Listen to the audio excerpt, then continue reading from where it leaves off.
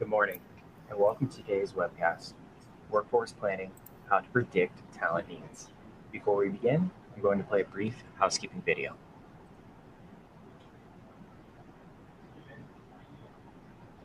Welcome, and thank you for viewing our webcast series. Before we begin, please keep the following in mind. You can customize how you view our presentation and interact with the presenter. For better viewing, close all other applications and turn up your speaker volume. You can adjust window size and placement or enter full screen mode using the controls at the top right of the window or dragging the bottom right-hand corner to resize. At the bottom of your screen, you'll see a series of icons that relate to a different aspect of our session. You can download a PDF of today's slides from the Slide Deck and Handouts widget. You can ask questions by typing in the Q&A window and clicking Submit. We'll do our best to answer all questions or follow up via email. If you experience technical difficulty, refresh your browser by hitting the F5 key. This presentation is not legal, investment, or accounting advice. We encourage you to seek the counsel of a professional service provider to apply this content to your specific circumstances.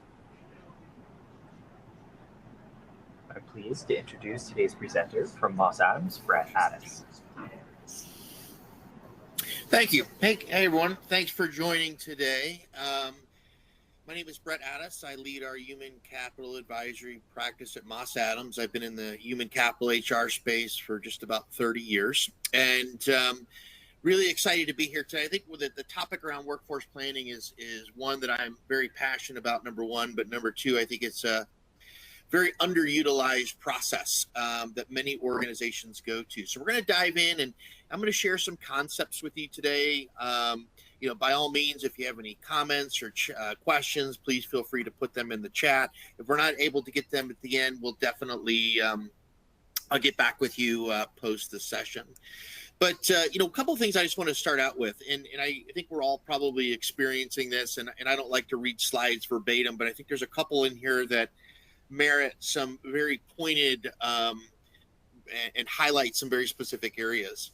When we think about workforce planning, as I mentioned, it's very underutilized by a lot of organizations. And in theory, what we're really talking about is based on the organizational needs, current, future, and long-term future, what is the talent supply versus the talent demand, right? And we'll get into kind of the definitions here in a little bit, but it's really around looking at the entire organization and bringing together all the organization in entirety to really help determine what those talent needs are for the future. And especially where we are today in terms of the talent shortage and shifting to skill-based hiring and a lot of different things happening in the I would say talent space.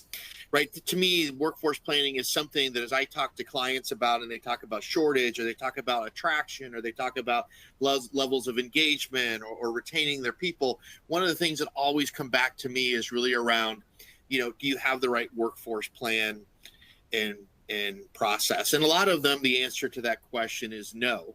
But it is interesting. And I want to share with you some thoughts around that as we go through this over the next 60 minutes, maybe 40 minutes. We'll see how it goes. And again, if you have any questions, please feel free to jump in.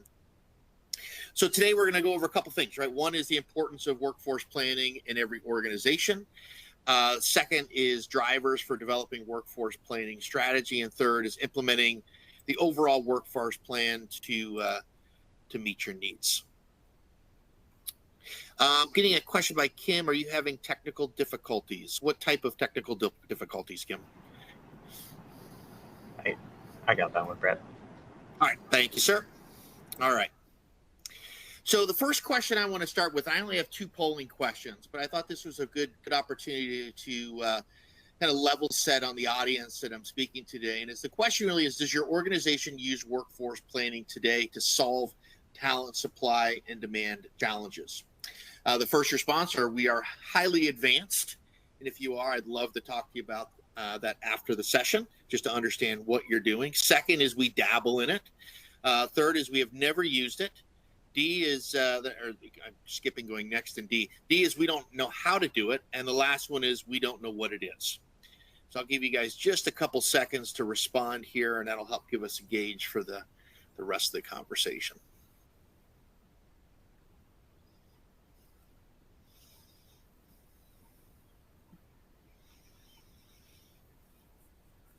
Chad, are we getting any good results? Or do I need to hit the next button? Yeah, we're at about 51% here. Give it about 5 more seconds. All right. So really, like I said, this, one of the things I found around workforce planning is, there's very complex workforce planning, very simplified workforce planning, and we're going to cover that during the session, but it is really interesting to see who is actually using it and who's not. And then to really, for those who are really unpacking which type of workforce planning you're doing. Are you just looking at headcount reports, or are you doing complex predictive analysis and scenario planning? So we'll cover a lot of those different concepts during the session today.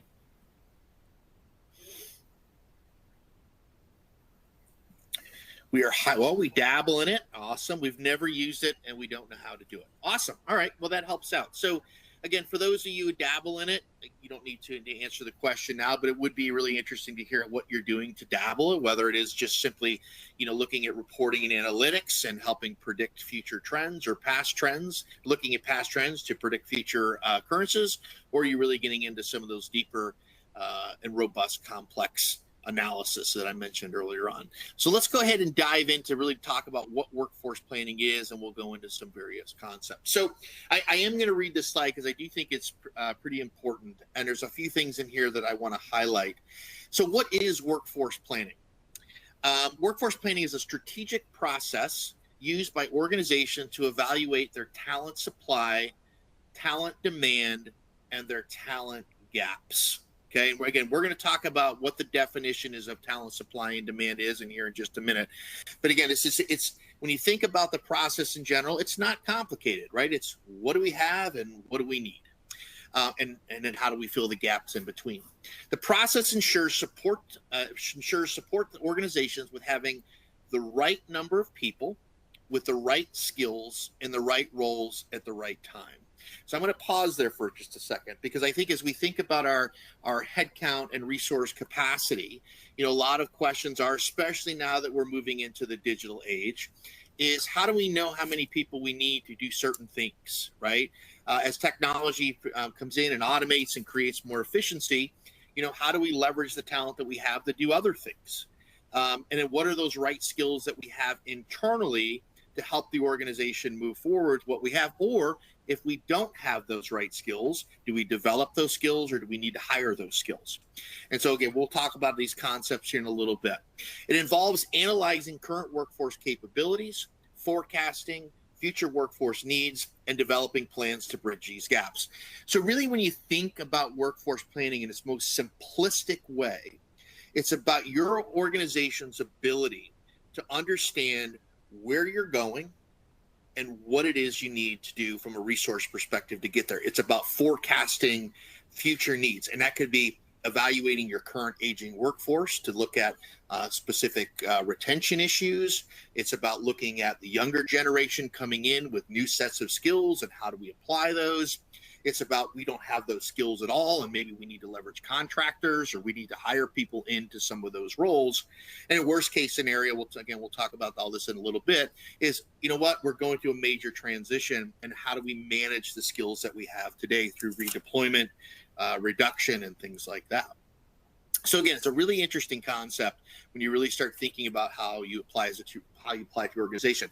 So as we think about the drivers for workforce planning, I definitely am not going to go through all of these, but I think as you look at this in a holistic perspective, you could probably say that you are in the midst of this, you have gone through this, or you see this coming, right? So, economic shifts, we're hearing about that every day. Mergers and acquisitions, highest of all time right now. We're hearing about reduction in force in the news all the time. I think I just heard of something today for about GM was getting ready to lay people off. If you're in the energy or public sector, aging workforce might be a major issue. Global conflicts and pandemics. I know we haven't heard enough about that this year. So all of these are key drivers into workforce planning. Why is that? Because all of these are specific scenarios that we as an organizations need to be thinking about, and then asking ourselves the question, what are the resource implications that these specific scenarios are going to have on my people, right? So you may not have any impacts on a global pandemic or conflicts, but what about succession planning? You know, as you look across your leadership bench, do you have people to step into those roles now in the next year, in the next 2-3 years? Maybe, maybe not. If you don't, this is a great opportunity to put this into practice and say, what are those skills and capabilities I need? Aging workforce I mentioned earlier, another big scenario. Are you looking to move from just a North America company to a global company, right? How do we expand our people, our capabilities, all of these other things? So a lot of stuff going on, and there's so many more drivers that are out there than I have listed here. But again, as you think about workforce planning, again, it's about creating a plan to achieve a future state from a resourcing perspective. And it's all about scenarios. And again, we'll talk a little bit more in that detail. I'm going to stop saying it because I think I've said it 10 times already. So let's dive into some of these. So there's 4 core areas that I want to focus on as it relates to workforce planning. The first is understand. And as I mentioned earlier, this is really around understanding your talent demand, right? So what do you need? It's about understanding your talent supply. What are the skills, capabilities that I have at my fingertips? Now, I want to just kind of preface something here. Talent demand and talent supply do not necessarily mean they are within your organization. What they basically means is that they are reachable. I can go out and find people based on a certain demand. There are skill sets out there that will help me achieve my there's a supply of resources out there with certain skills and capabilities, okay? And then the other one is the talent gap analysis, which is what is my talent supply and demand and what's the gap I need to fill it. The second aspect of workforce planning, and I'm kind of covering these at a macro level, are really around analyzing. And so I alluded to this earlier, but from the most simplistic perspective, it could start at things like headcount reporting.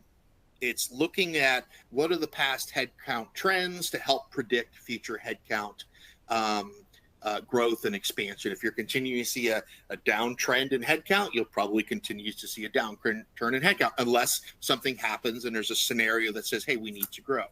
The second round is workforce analytics. And now this is getting a lot more into what does the data tell us about certain trends. So we talked about aging workforce. We talked about attrition. We talk about leveraging things like contract labor. It's about looking at like what does the analytics of the organization tell us about our talent supply and demand. Talent supply and demand. The second is operational planning. So this actually says, based on this data, like how do we actually plan forward? So if we're looking at, we know that we've seen trends from an aging workforce perspective or high usage of contractors.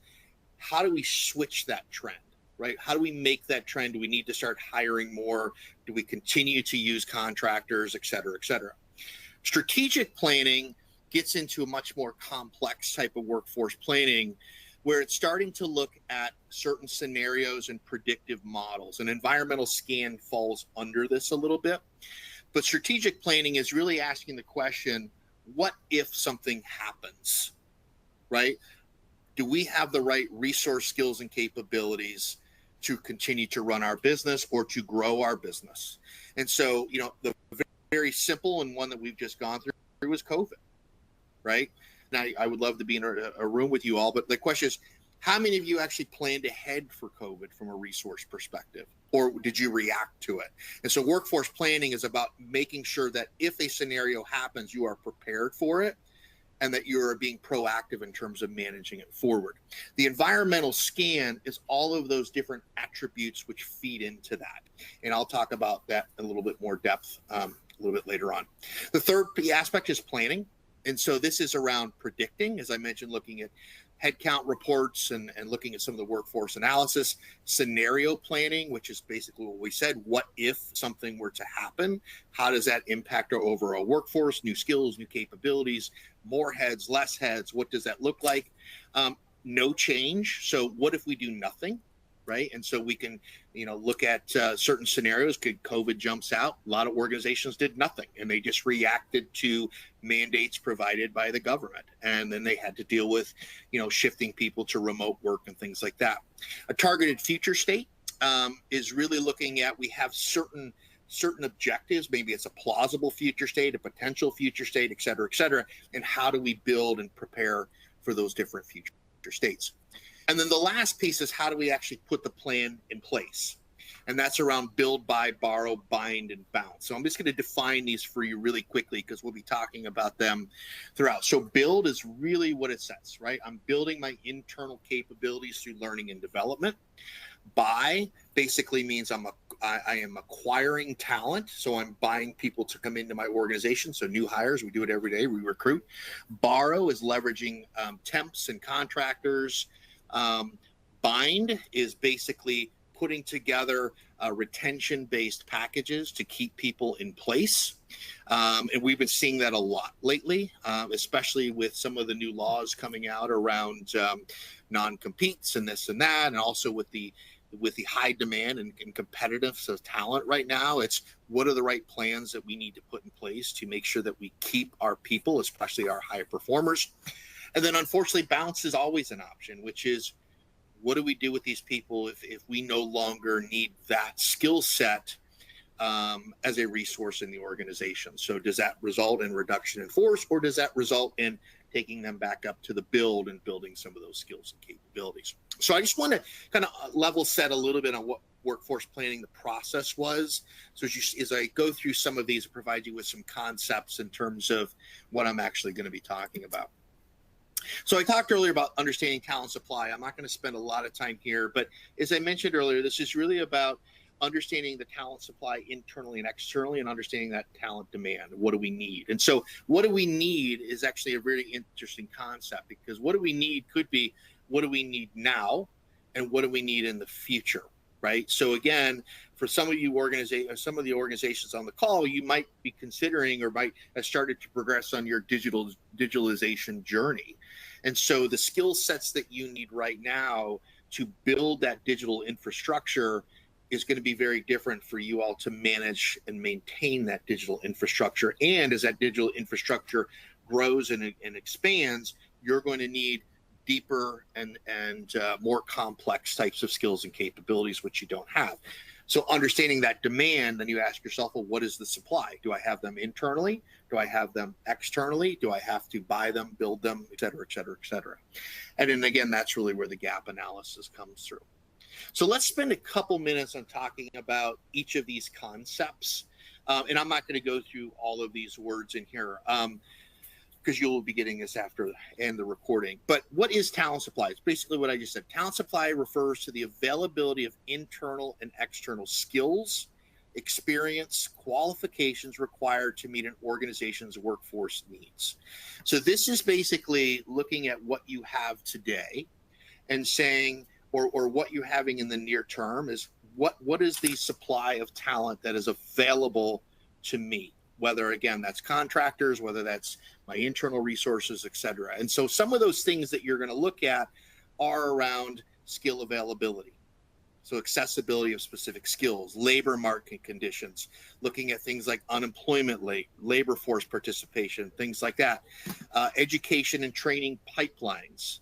I know that I've been doing a good bit of work in the energy sector recently, and one of the lot of programs that are rolling out are requiring a lot of specific licensure and skills and training on certain things, that requiring you to have specific certifications, right? So those are all considerations in terms of that talent supply. And then demographics, right? So again, if you're an organization and you're looking to relocate to a new area, are those skills there? The other side of demographics is, looking at things in terms of the type of talent that is within certain areas. Is it high level of aging workforce or retirees? You have a nice blend of diversity candidates and applicants? Are there certain generational things that we need to consider from a talent supply perspective?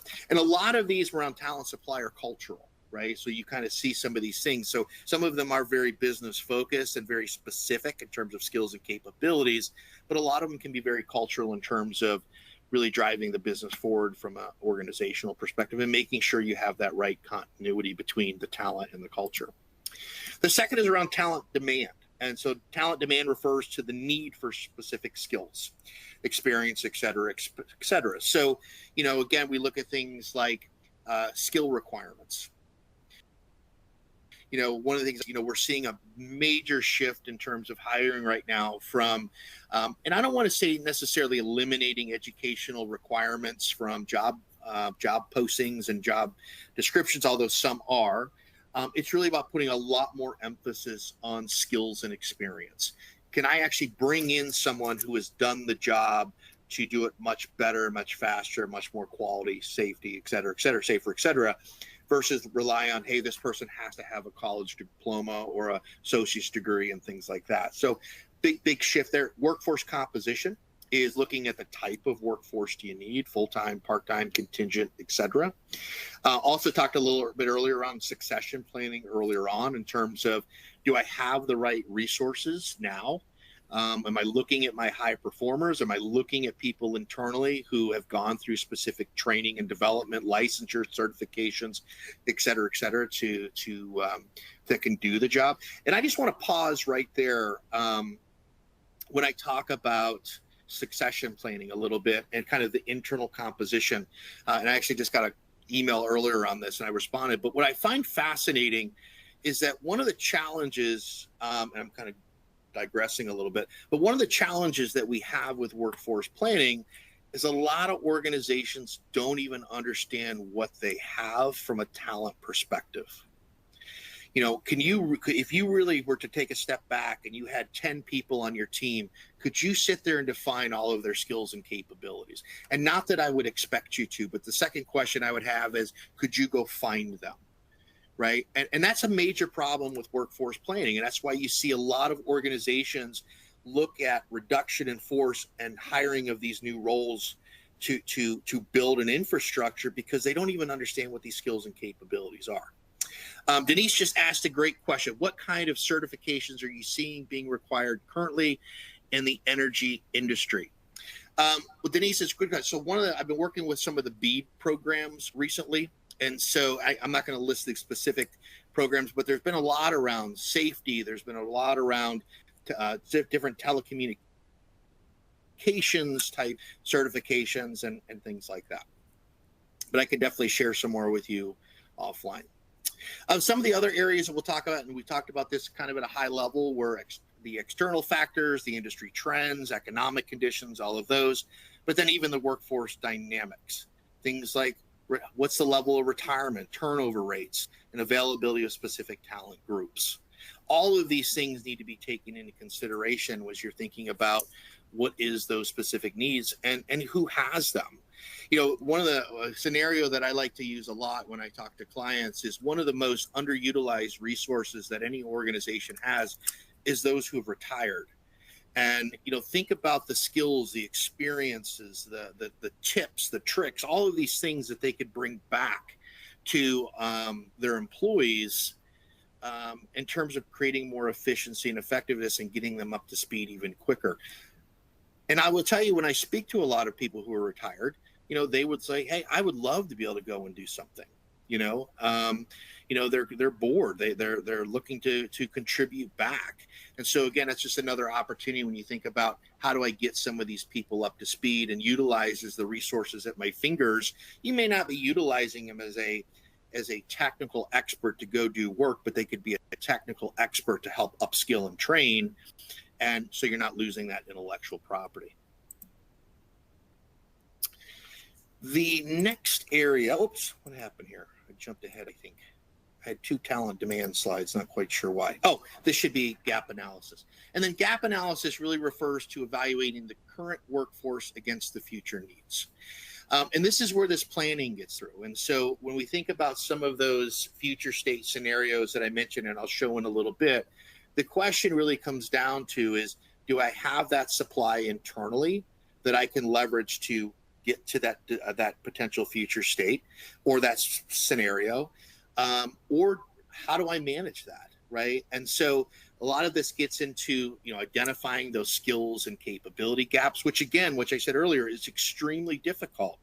Although a lot of the HR systems out there today possess the capabilities of people and employees to add their skills, capabilities, licenses, certifications, all of these other things, are they really taking advantage of it? And does it give us enough insight as employers to make the decision in terms of what we actually have internally? The next one is around making sure that we're prioritizing those gaps and looking at those skills that are critical and urgent. It's around putting together the specific action plans to help drive strategic alignment to the business. And this is where we get back to reporting and analytics and scenario planning.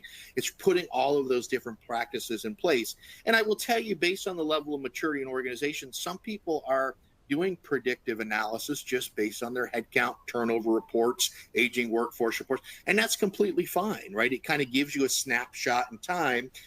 It says, hey, over the last 5 years, I've seen an average of 10% retirement moving forward. Chances are the next year you're probably going to be in that area as well. Same thing with turnover and things like that. So it is a good predictor, but the question is, it is enough to make you put action against that. And this is where some of those deeper plans come in. And I think the last piece around here is just the implement and monitor, right? Are we really able to track and monitor the plans that we put in place? And again, we'll talk a little bit about the monitoring of this here in just a minute.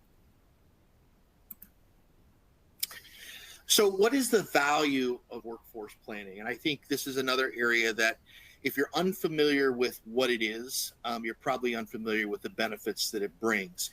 And as I mentioned, and I'll keep saying this, right, there's multiple different maturity levels of workforce planning. There's even systems out there that will do this for you.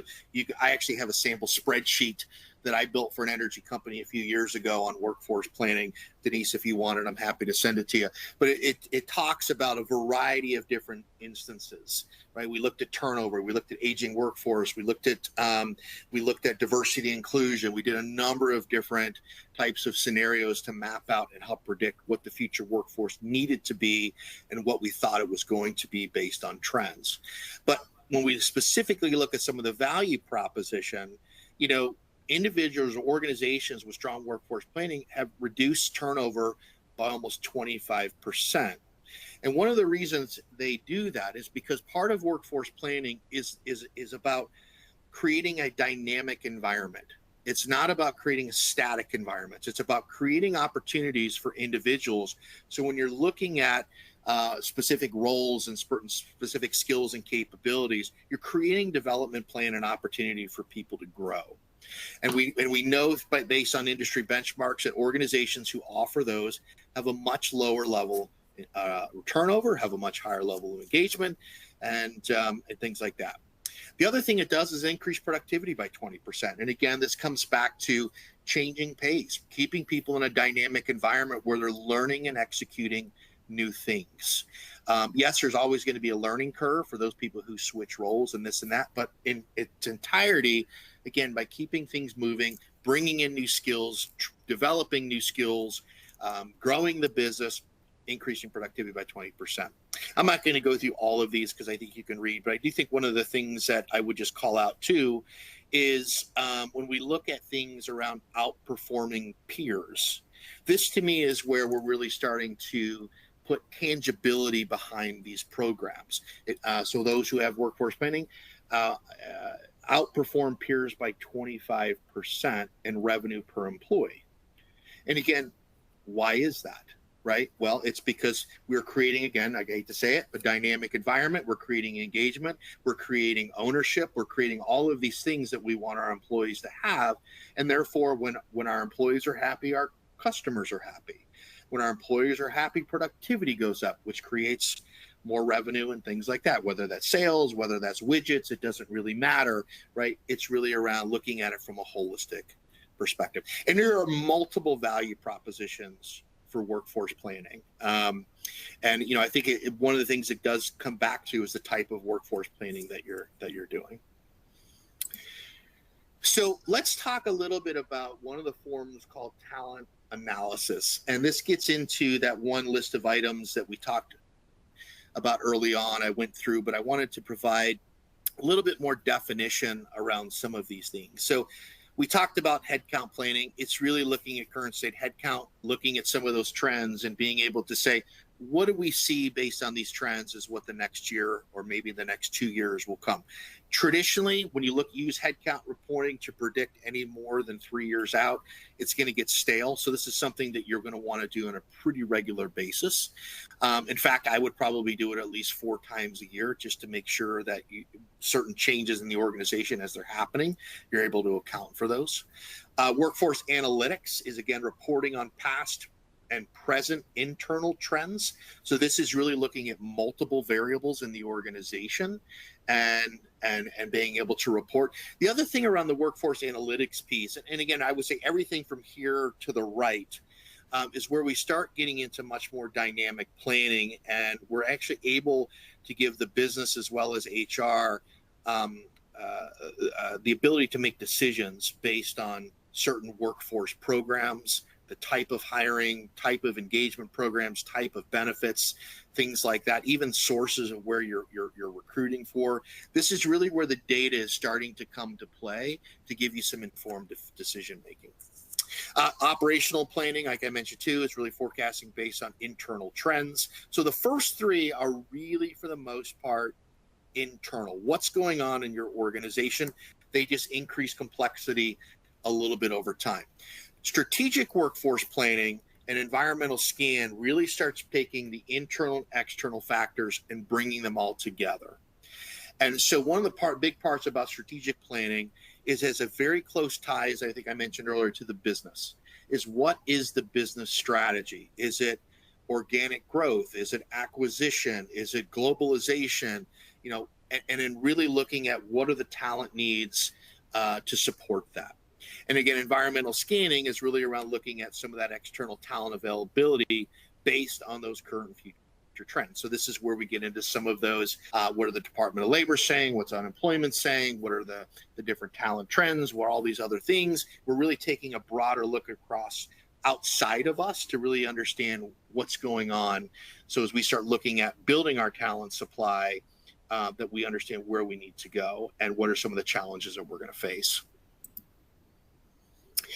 So I want to talk about predicting for a couple minutes, and then we'll go through a couple more slides, and we should be able to wrap it up. But predicting is really leveraging a lot of the data and information to create near-term and long-term forecasts. So there's 2 types of predicting that I want to mention. The first is what we call quantitative predicting. This is really a method to assess near-term direction, focused on probably about a 12 to 18-month period. This is kind of what I was talking about earlier when we look at those first 3. Once you get past about 2 years, the data starts to get very stale and static. This is why I was saying you need to do it probably on a quarterly or biannual format. It does create a good set of trends in terms of what's going on in terms of the organization. It does help you look at things around forecasting, ratio analysis, and things like that. But again, it's for the most part fairly short term. Where qualitative predicting is really a method of looking beyond the organization's span of control. And this is, again, where we're looking at much broader visioning as we look at kind of what's the future of the organization, what I like to call it, who are you going to be when you grow up, and how are you going to get there through your people, right? And so this is really looking at things around management plans, it's the scenario plans, it's data visualization, it's a lot of those scenarios that we talked about earlier really play into this qualitative predicting. Why is it qualitative? Is because all we have right now is what I would probably call potential opportunities. They're scenarios. We don't know anything for sure, but what we can do is start thinking and leading towards that. So let's kind of go back to the COVID piece, right? We knew when COVID came out, right? And it started moving across Europe, and then it started kind of jumping over the Atlantic and getting into the US. We saw it coming, right? We knew something was going to happen, right? So in that instance, there's actually some data behind that said it was coming. Well, let's talk about what's going on over in Europe today. And again, I'm not trying to put you on sides or doing anything like, but Are we thinking about any other types of pandemics? Are we thinking about any types of conflicts that might impact your business? Are we thinking about disruption in oil prices? Are we thinking about disruption in energy prices? What's going on that could potentially happen that we don't have a lot of data on, but we can make some projections that something might occur.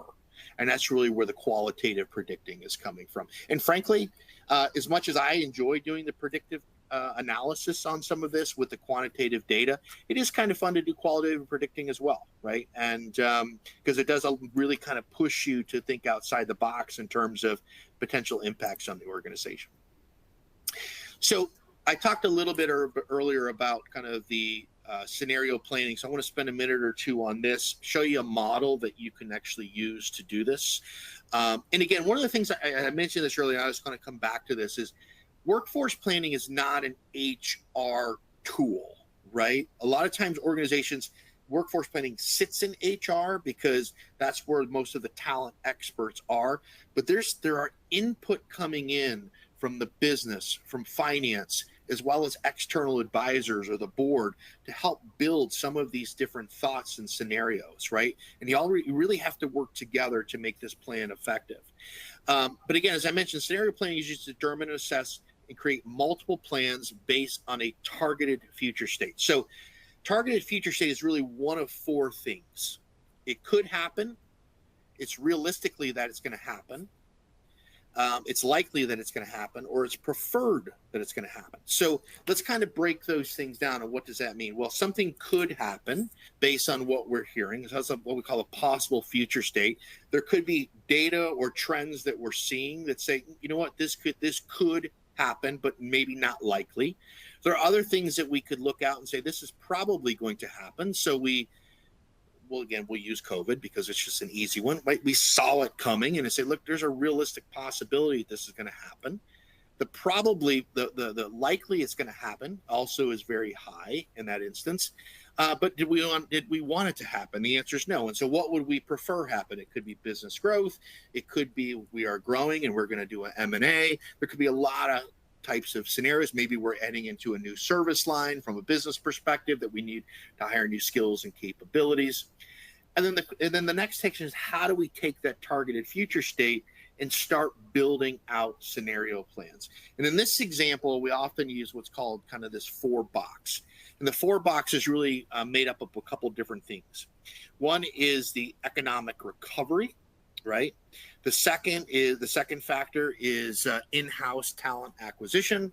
The third factor is economic stagnation. And the fourth is around, I can't even read this, sorry, outsourcing of talent acquisition. These are just examples. These 4 categories could be whatever you want, but they need to be opposite. And so the whole design here in creating a specific scenario is being able to say, what if we have an economic recovery and we're going to leverage our in-house talent acquisition? What is that going to do? Or vice versa. What if we're going to leverage our in-house talent acquisition to help support an economic stagnation? So it's basically creating scenarios. It could be, what if we have a monsoon and we need to redeploy our people? It could be, what if we have another pandemic? What are we going to do? So it's really allow you just to create a framework for how you build certain scenarios. Jump to the next one. The no change future state, believe it or not, is more likely than it seems. And a lot of organizations, as we know, don't like to change. And so this is always an option on the table. And so the goal of the no future state is really to predict the impact of, what if we don't do anything? What if we just continue down the path that we're going? It's not always a bad decision, right? In many instances, it's the right decision. But when we look at a certain scenario and say, in this example, if we don't change and we have an infusion of artificial intelligence plus a gap in AI capabilities, what happens to the business? It's a very interesting thought, right? So if the organization, and there's a big trend right now on AI capabilities, but we don't have those capabilities. But if we do nothing, are we going to lose our competitive advantage? If we do something and we bring on those skills and capabilities, are we going to increase our competitive advantage? You would think that would be the answer, right? But this is really your opportunity to evaluate what happens if you don't do anything. Paul, we only have 2 polls, and there will be another one coming up in just a minute. And Denise, I'm happy to send it to you. And actually, here is the last poll, actually.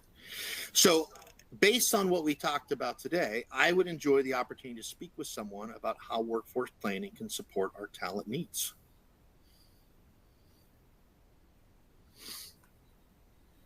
And I went through this a little bit quicker than I thought I would. So if you have any questions, why don't we spend a few minutes? Feel free to pose them, and I will respond.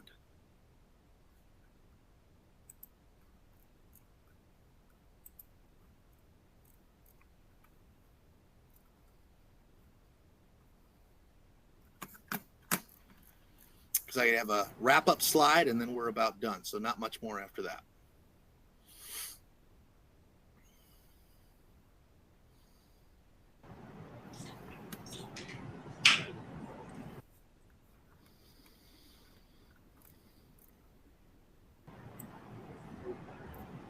All right.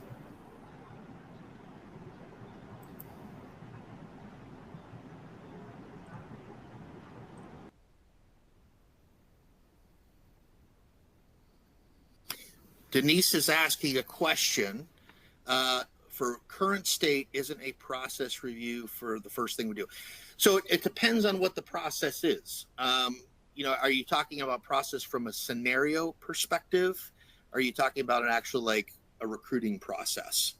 I think anytime that you build a workforce plan, the first thing you need to ask yourself is how advanced do we want to get? And I know that seems like a silly question, but your maturity in workforce planning is really dependent in that you have internally and externally.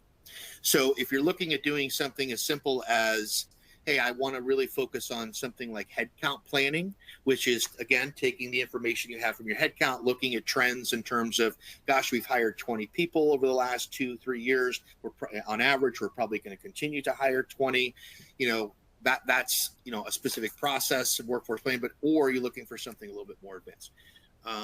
Business process is what I meant. Well, again, I think it comes back to which process, but as you're looking at workforce planning in itself, if you're actually going to be mapping out, then yes, right? Headcount planning, what is your process for evaluating the report? What's your process for analyzing the report? What's your process for making the recommendations, if that's what you're referring to? If not, we can take this offline. Aaron says, curious if you've done anything in lean context with the operators needed calculations based on tact, timing, and demand. I don't think I have, Aaron. But I can go back and ask the team if we have. Or does that take time? I may be misreading what you're saying. That's all right. So a couple more slides, and I'm gonna wrap it up unless there's any more questions. Oh, Lydia asked a question. I'm sorry, Lydia. How would you go about selecting AI for HR? Ooh, Lydia, that's a very fun question. The question I would ask back to you is, what's the purpose of AI for HR? What do you want to use it for? And that's a whole different conversation that we can have. But let me kind of give you a couple examples. Number one, I just wrote an article. It's on LinkedIn if you want to read it, because there's multiple types of AI that's available for HR, right? You've got generative AI, you've got automation, you've got machine learning, you've got several different types. Each one of those is designed to do something very specific. So if it's go faster, right, that might be around machine learning and automation, right?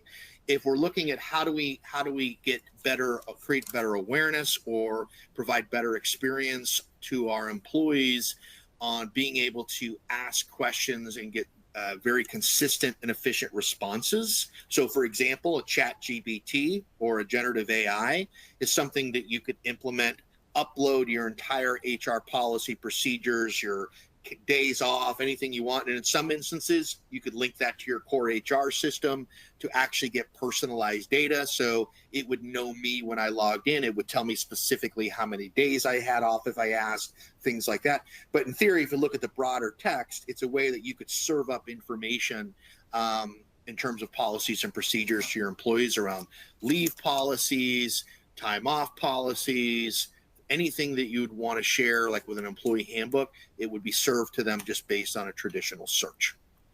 I know I'm getting off topic there, but that's a good question. Oh, hey, Aaron. Yeah, we'll definitely talk more about this offline. Any other questions? Lydia, and I hope that answered your question, Lydia. I can send you that article. Because I literally think there's somewhere around 8 to 10 different varieties of AI right now that are being used across HR, and it's really requirement specific. But I hope I gave you a couple examples of how you can use it. All right. So we have 24% of the people want to hear more from me and the team. And for those of you who don't, that's perfectly fine. We still love you. All right. So the last thing I want to do, and then I'm going to do a quick call to action, is really around action planning itself. So we talked about all of these other varieties. We talked about the types of workforce planning, how do they use, and all these things. So one of the things I want to start kind of putting in place for you to take with you is, how do I put this into practice? And the first step of this is really looking at, and I think Denise, she said it, and great job, it's really looking at all of your processes, your systems, your structure, your service delivery. It's all of these things to eliminate barriers. We need to create efficiency so that we can make effective decision making. And I know that sounds really simplistic, but the reality is, it just goes back to what I said earlier. If you don't have the right data and information, you're not going to be able to make informed decisions. And so validation is really going through and taking a look at what you actually have, and do you have the capabilities of doing that. The next few are also really around looking at the different types of plans that you can put in place. And I don't want to go through each one of these specifically, but because we talked about them. But as you think about your scenario, you should ask yourself, we are looking to grow in XY regions. How do I build this talent supply based on the demand? Do I develop them internally? And maybe that's some of them you do. Do I buy them? Meaning, do I hire them? Do I use contractors? Are there certain people that I want to keep? These are just simple questions that you can ask yourself in terms of building out this plan. And in most cases, we have the word balance at the bottom here. It is a mix of all of them. There isn't one. Most often, you're not going to go in and say, I'm going to hire 100% of all of my people. No, you're going to look at some of your high performers, some of your succession leaders. You're going to ship them off to whatever the new location might be for a certain period of time, maybe forever. You're also going to look at certain employees with certain skills and capabilities, offer them opportunities and relocation packages, right? But there are always going to be some gaps. And the question is, how do you fill those, right? And that's going to be looking at, contingent labor. It's going to be looking at outsourcing. It's going to be looking at a number of different factors that could go into this. Oh, there's another question. Let me go back. Yes, please. Okay, thanks, Lydia. All right. So we're at the question phase. Any other questions?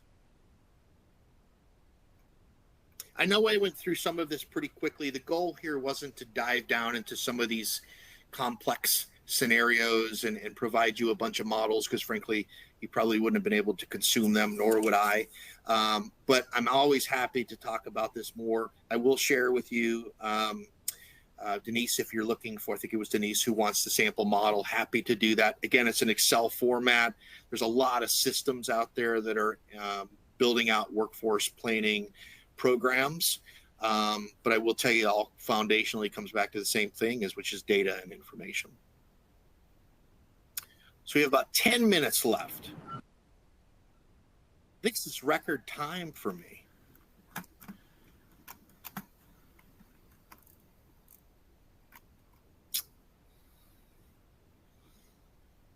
Trying to think if there's anything else I want to hit on.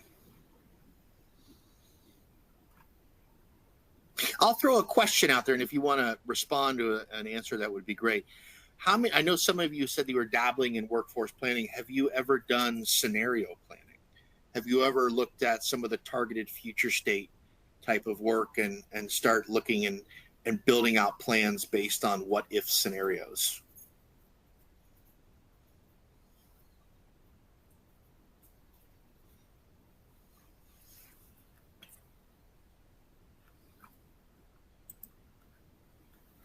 Oh, got another question. Sorry. Do you know any of the more popular AI tools for finance being used? Denise, that's a really good question. Are you talking about, again, I'm going to go back to Lydia's question. Is this what type of AI? Is it generative AI? Is it automation? And let me just give you a little bit of perspective. So, and thank you, Lori, for responding.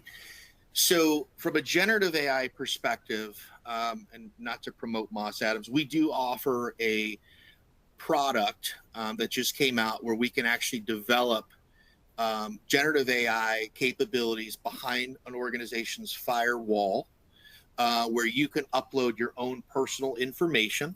It will feed information externally in, but it will not feed information internally out, where you can use that as a generative AI, where we've been implementing a lot of those for clients if you're looking for that type of conversational based AI. If you are looking for more automation, for repetitive processes, I'm sorry, I missed that, Denise. I would say, I don't know what finance systems that you're using.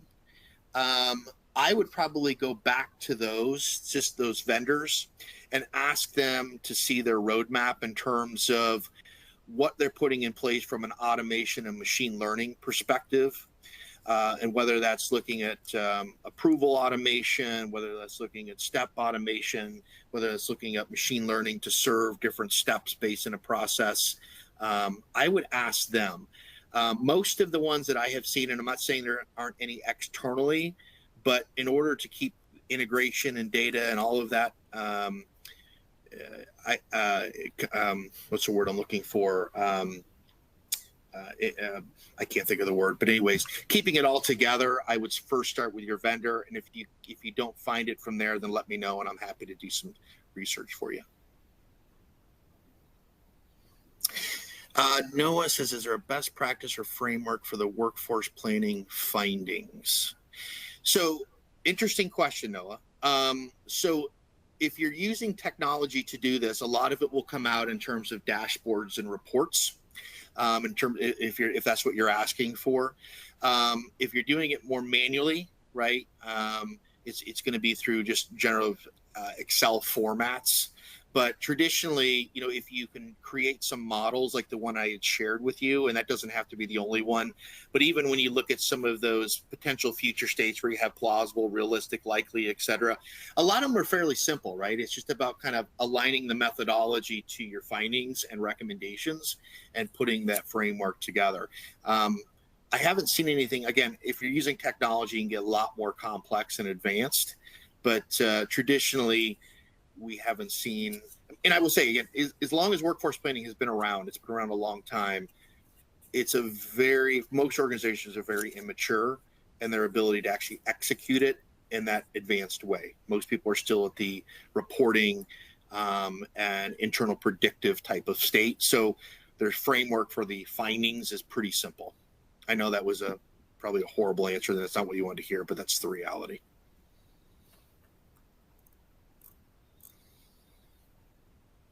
All right.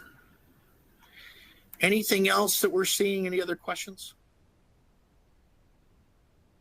Okay. Well, listen, I'll thank you very much for your time. I know this, for some of you, this might have been very simple. For others, it might have been too much for you to consume. And either way, or some of you may never use it, and that's fine too.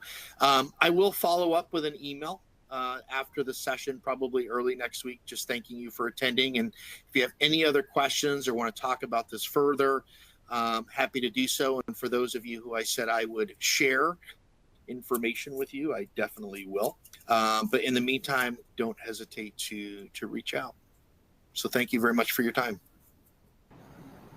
Awesome. Thank you, Brett, for a great presentation today. Here's a link to an online survey where you can provide feedback for today's presentation. Please take a moment to complete this as your feedback is very important to us. Thank you for joining us today, and we hope you join us again next time.